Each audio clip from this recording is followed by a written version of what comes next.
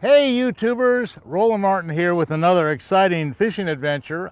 I'm going to try to show you some of the ABCs of fishing during the spawning season down here in the Everglades.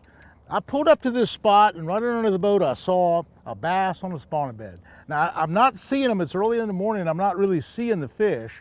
I'm just looking in the holes right now, trying to cast a worm to the holes, thinking that maybe there's some spawner fish around. So here's my compliment, this is what I'm going to use. I'm going to use a big 6.5-inch cuttail worm, and the reason why I'm using it is it's a lot of weight and it casts a lot of distance. Okay, I'm using a 4/0 EWG hook, big heavy duty hook, and I'm going to use a little 1/16 of an ounce screw-in weight and put that in position. And I'm using 50-pound braid. Now I tell you, you can say, well, what in the world are we using 50-pound braid for? The fish aren't that big. Well, yeah, they are. I'm telling you, liable to be a really big 7 or 8 or 9 pounder, and it's liable to go way back into the reeds and be a real problem because there's plenty of heavy cover here. Okay, so I'm looking in the water right now, right in front of me, and I see some beds out here, and I just saw a fish move right over there. So what I'm going to do, just be nice and slow and easy. Just slowly work the worm. The whole secret of spawning fish is if you slowly work the worm through the bedding area. Now I might not know exactly where they're bedding. I'm just looking for holes in the grass, just open water areas. And usually if the worm comes sliding through there slowly, they'll bite it.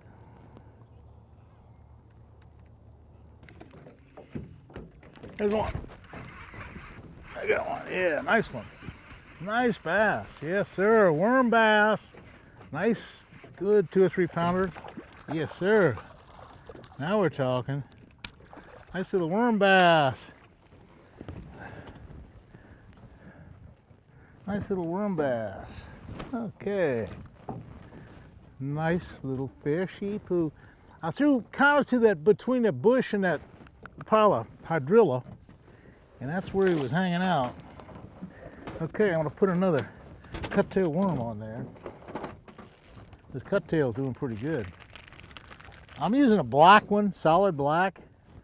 I like dark colors. I'm just trying a black one just to see what happens, but it's working pretty good. It hit right away. So we'll just find a little bunch of fish, and we'll try to get another. There might be sometimes the way he hits so fast, it's kind of an indication that there might be a second fish right there. Sometimes when they hit fast like that, there's more than one. I don't know.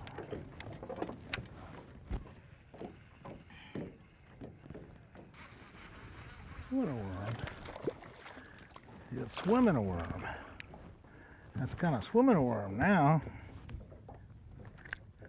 Just kind of swimming a worm. If we don't catch them just casting a worm, you can catch them swimming a worm. That's the deal. And to do that, I'm just throwing it way out there and just reeling it back.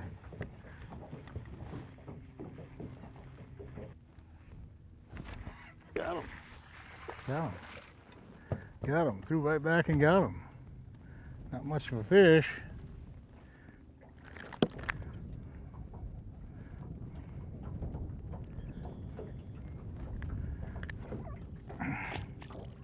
The swimming worm. You know, sometimes you just never know on these worms just what's going on. Right now, I'm just catching little ones swimming the thing along, but like a little school in here maybe. Another one. Just a little old school of fish. Little old school of fish right here. I'm going to get out of here because I want to catch bigger ones. These aren't big enough. These aren't big enough. Oh yeah. There we go. That's a good one. There we go. That's a good one. That's a good worm fish. That's a good wormfish. Now we're talking. Now we're talking. We got a good wormfish now. We got a good wormfish. Yes, sir. That's what it's all about. Big old nice bass. Big old nice bass. That's what we're talking about. That's what we're talking about, folks. The old worm. I knew we'd catch a big one on a worm. Yes, sir. Big old 5 or 6 pounder. Woo! That's what we're talking about. I was swimming the worm.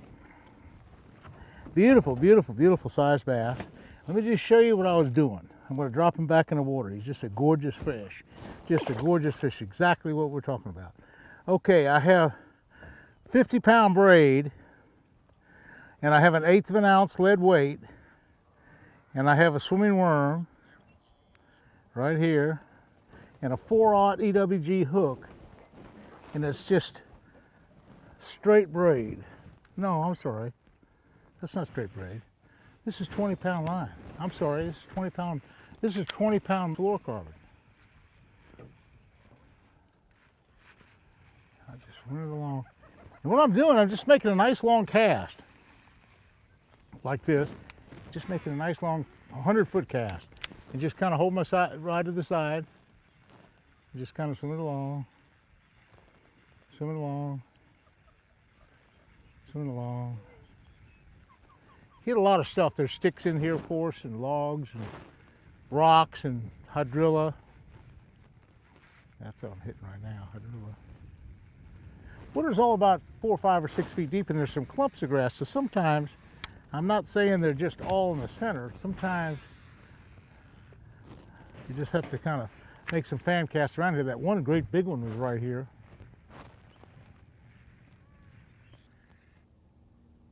There it is. Little one. Well, it's got him. Maybe it's not real big. It's a fish. Okay, what I did was I had that strike on that swimming worm, and I threw back a regular worm, and that was probably a way to go. When you change things up like that, I missed them on the swimming worm. I went ahead and went back with the standard worm. So what I did here, I was just back with the black. I'm using that black cuttail, 6.5, and that made a big difference. There's a couple fish out there. Okay, see if I can't get another one here. Okay, it made a big difference because I made 2 or 3 casts and I had a couple strikes on the swimming worm. Then all of a sudden he just gave up on it. And I guess it's a spawning fish, I would imagine. And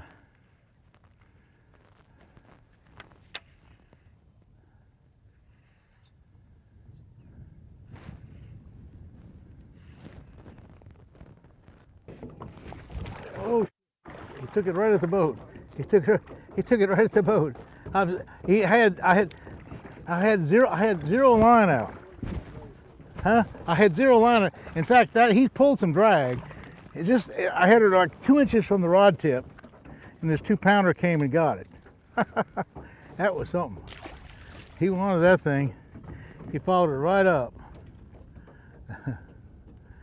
I switched my rods and I went to a braid because I had a real big one on that monofilament, and for some reason I didn't hook them up. So I think that what I want to do is use the braid just like that one. I think some of these little fish are like that last one. That was probably a Mayan cichlid or something. Okay, get ready. There he is. I got him. Yes, sir. Yes, sir. Okay. I got him. There was another one out there. I think I'll get him on this cast. There's another good fish. I think I think he's on a spawning bed, I'm not sure. Watch this.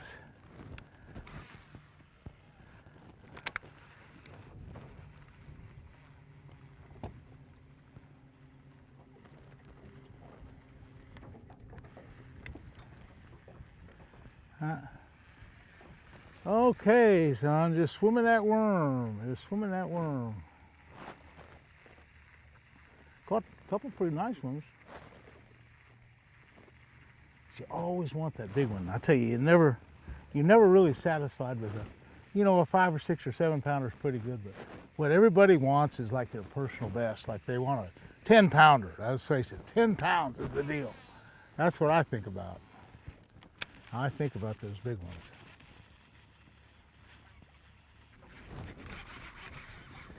Oh yeah, oh yeah, oh yeah, nice one, nice one, nice one. Yeah, and now we're talking. That's a pretty quality fish. That's a better fish. Swimming along through the bushes. Yep, that's nice. Nice one. Again, the technique is pretty simple when you're swimming a worm. You just reel it out, throw it out, and reel it in. There's not a lot to it. You have to have the right rod. You have to have the right setup. Basically, I have an 1/8 of an ounce screw-in weight on the front, and I'm just swimming that thing along.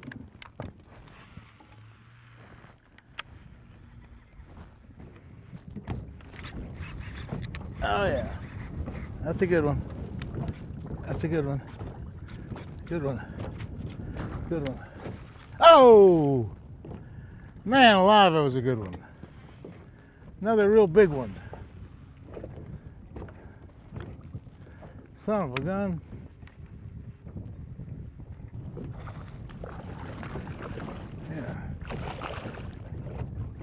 Yeah. Oh, yes, sir. I'll tell you what, folks. You gotta love this worm fishing. It is some fun stuff. You know, I've caught about 30 bass today. I've caught all the fish in the world. I've caught a couple of decent ones. This isn't a real big one. I've caught 2 or 3 nice big ones. But anyway, I've showed you a little bit about how to swim a worm, the kind of tackle you need, make a nice long cast, holding the rod up high, kind of at an angle when they hit it, kind of drop it to them and set the hook, and you got a nice one. And we've had plenty of action today. Down here in the deep Everglades, spawning season. Now, I post every Wednesday about 6 o'clock, and every Sunday about 6 o'clock. And then on Fridays, I have a little update for the week for what's happening, Roland, for the whole week. And you guys and gals have been so supportive of my channel.